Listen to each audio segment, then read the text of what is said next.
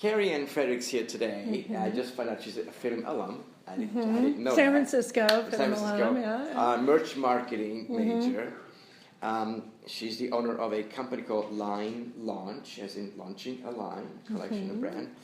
And so I asked her to come in and share, obviously what she does, but you know, how do you start a brand? How do you launch a line? Some of you, I mean, who is interested in having their own company one day? See, I mean, there you go.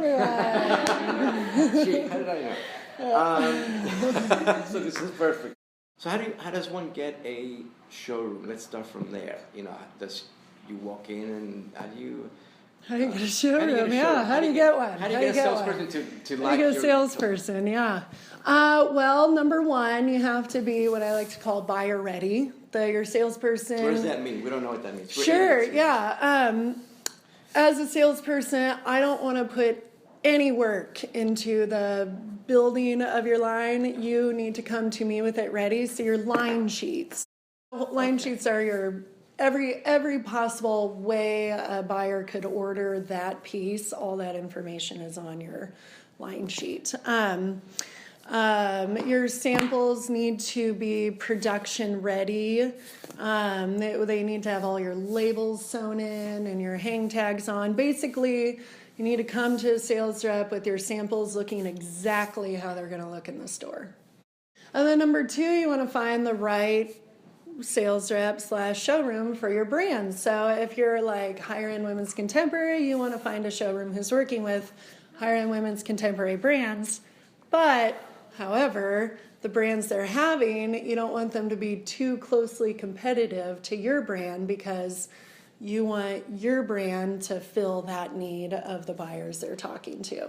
And the salesperson also will be like, you know, I've got wear to work dresses covered. I don't need your wear to work dresses. I'm doing great with mine.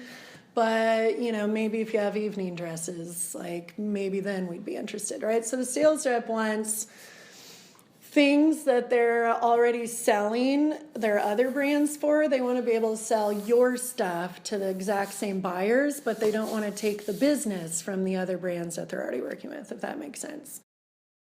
If you're going to work with a showroom or sales rep who is actively working and selling, then you probably should be already actively selling to a couple key accounts.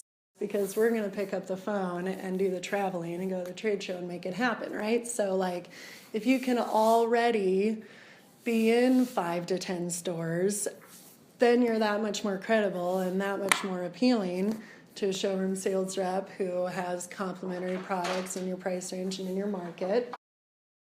And you got to be able to afford a fee because unless, like, if you have a name brand behind you, then that sales rep may be very willing to work on commission only because they know, no problem, I can sell it, right? Because you're already selling, you already got a buzz, you already got a market.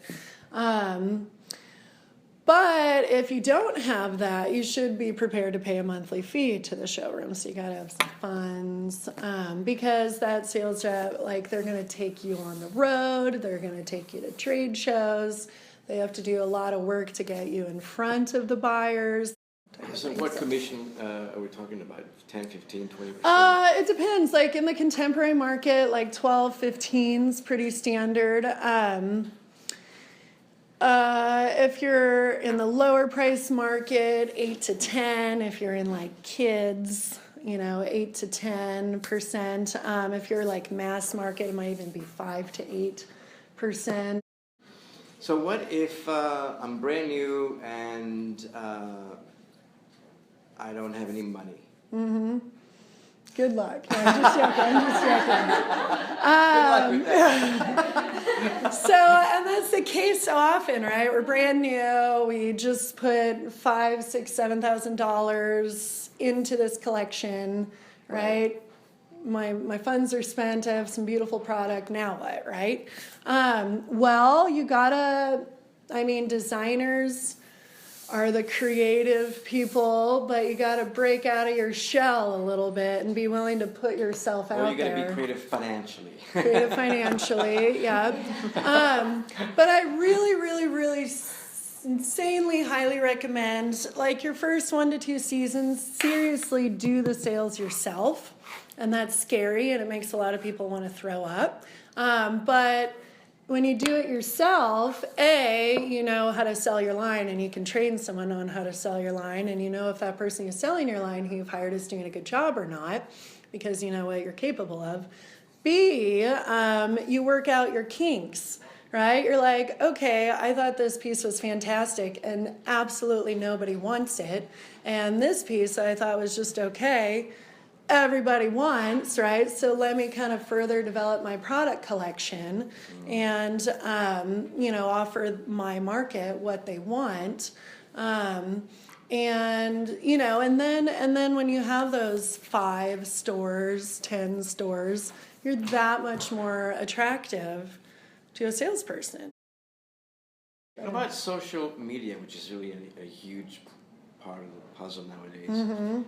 If I have 1 million followers on Instagram.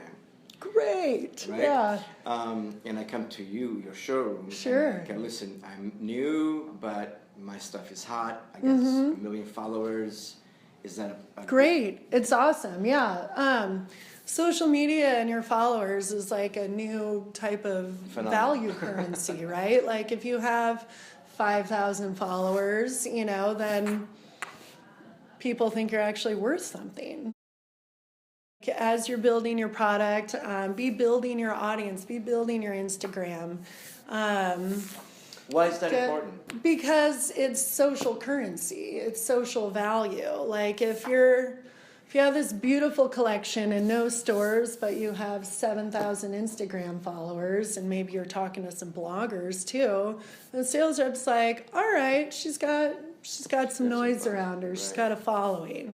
And stuff like that. So I just wanted to know, like, so when you guys take the things to like the market and stuff like that, so the designer themselves, how does that work, like in terms of the profit they make off of it? Is it like once you sell it to the store, we're continuously making money off of that, or is it more like a one-time thing where like, okay, we want these clothes, here's the money for it, that's it, that's all you get, no matter how much we sell of it afterwards? No, the repeat business is the goal. So like your initial order, you know, if a store's let's just try you out. Let's just try you out. I'm going to do one size run of these 3 styles and we're just going to see how it is, right? So that's your one-time sale where you get the money and the sales rep takes their commission. And then the job also of the sales rep is to follow up with that store and be like, what do your customers think of it? Who's trying it on? Like, is it moving? Is it just sitting there? Is there a fit issue? You know, oh, great, it's moving. Great. Okay, like, what do you think? Can we put you on order for like 3 more, right? And then, you know, and then there's your next payout with that store. So just like the consumer, your goal is repeat business, the 80-20 rule, like 80% of your business comes from 20% of your customers who are your repeat business. It's the same thing with stores too. So you want to get like, it's sold out. Awesome. Here's the next delivery. I think it's a big fail when it's like, great, got the account, move on to the next 20 stores, right? And then they're on their own. So cultivating a relationship with that store. Yeah, because then they're like, hey, you know what, that one style was a total fail, but those 2 other styles did really well, and I'm going to keep working with you. But if it's like you sell and you walk away and it's like, you know what, those 2 styles did good, but that one style, that was a total fail. I don't want to work with them anymore, right? And so just in that, by like being a true partner with them, you've like built, even though you've had some failures and some successes, you've built a partner who's going to want to keep working with you.